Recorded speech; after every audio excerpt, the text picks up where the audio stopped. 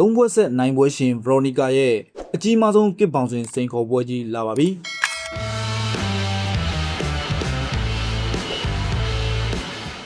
မြန်မာပရိသတ်တွေစောင့်မျှော်နေတဲ့ဗရိုနီကာရဲ့အကြီးမားဆုံးပွဲကြီးပွဲကောင်းတစ်ပွဲကတော့လာမယ့်မေလ22ရက်နေ့မှာရောက်ရှိလို့လာခဲ့ပါပြီ။ One Championship မှာ၃ဘွဲ့ဆက်တိုက်အနိုင်ရလဒ်တွေနဲ့အတူမြန်မာဂုံကိုဆောင်နေတဲ့ဗရိုနီကာတယောက်အခုတစ်ခေါက်မှာတော့ကမ္ဘာအဆင့်ရှိတဲ့ဂျပန်ချန်ပီယံဟောင်းတူနဲ့ထိပ်တိုက်တွေ့ဆုံနေပါတယ်။ဒါကဗရိုနီကာအတွက် One Championship သက်တမ်းတစ်လျှောက်အခက်အခဲဆုံးနဲ့အကြီးမားဆုံးစိန်ခေါ်မှုလို့တောင်ပြောလို့ရပါတယ်။ဒီပွဲကဘလောက်တောင်အရေးကြီးတယ်၊ပြိုင်ဘက်ကဘလောက်ထိစွမ်းဆောင်ရည်ကောင်းလဲဆိုတာဒီဗီဒီယိုထဲမှာအသေးစိတ်ကြည့်လိုက်ကြအောင်ခင်ဗျာ။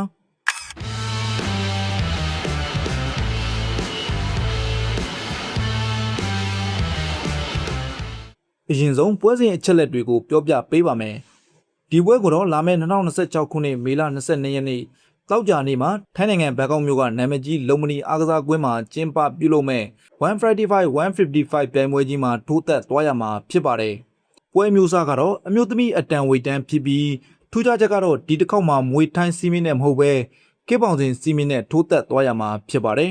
။ဗရိုနီကာကဝမ်းမှာကစားခဲ့တဲ့၃ပွဲစလုံးကိုမွေထိုင်းစီးမင်းနဲ့ထိုးခဲ့တာပါ။အခုကစ်ပေါင်စင်စီးမင်းကတော့တထောင်သုံးခွင့်မရှိဘဲလက်သီးနဲ့ခြေကန်ကြွက်တွေကိုပဲအဓိကအားပြုရမှာဖြစ်လို့ဗရိုနီကာအတွက်စီးမင်းသစ်တစ်ခုအောက်မှာစိန်ခေါ်မှုကိုရင်ဆိုင်ရမှာပဲဖြစ်ပါတယ်။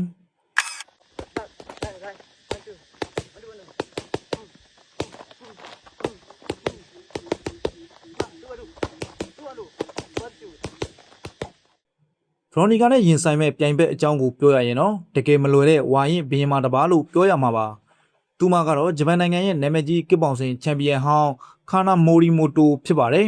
။ခါနာဟာကစ်ပေါင်စင်လောကမှာ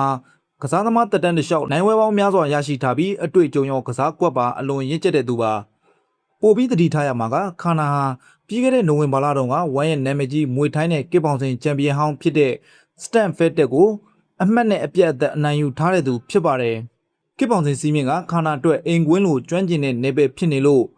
ဗရိုနီကာအနေနဲ့သူမရဲ့အမြန်နှုံးနဲ့ကန်ချက်တွေကိုအထူးတတိထားပြီးကစားရမှာဖြစ်ပါတယ်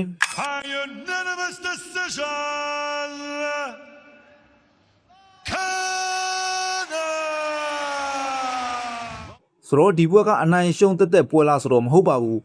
ဒါကချန်ပီယံဖြစ်ဖို့လမ်းစပွဲကြီးတစ်ပွဲပါလက်ရှိကစ်ပေါင်စင်အတန်ဝေတိုင်းရဲ့ကမ္ဘာချန်ပီယံကတော့ထိုင်းဖိုက်တာဖက်ဂျီဂျာဖြစ်ပါတယ်အခုဗရိုနီကာနဲ့ခါနာတို့ပွဲမှာအနိုင်ရတဲ့သူကဖက်ဂျီဂျာရဲ့ကမ္ဘာချန်ပီယံကပတ်ကိုစိန်ခေါ်ခွင့်ရဖို့ရာနှုန်းပြည့်တေချာသလောက်ရှိနေပါတယ်အကယ်၍ဗရိုနီကာသာဒီပွဲမှာကစ်ပေါင်စင်အတွေ့အကြုံရင်ဂျပန်မာလေးခါနာကိုကြော်ဖြတ်နိုင်ခဲ့ရင်တော့သူမဟာ1ချန်ပီယံရှိရဲ့ကမ္ဘာချန်ပီယံကပတ်ကိုလူခွင့်ရမယ့်ပထမဆုံးမြန်မာအမျိုးသမီးဖိုက်တာဖြစ်လာဖို့လမ်းပွင့်သွားပြီပဲဖြစ်ပါတယ်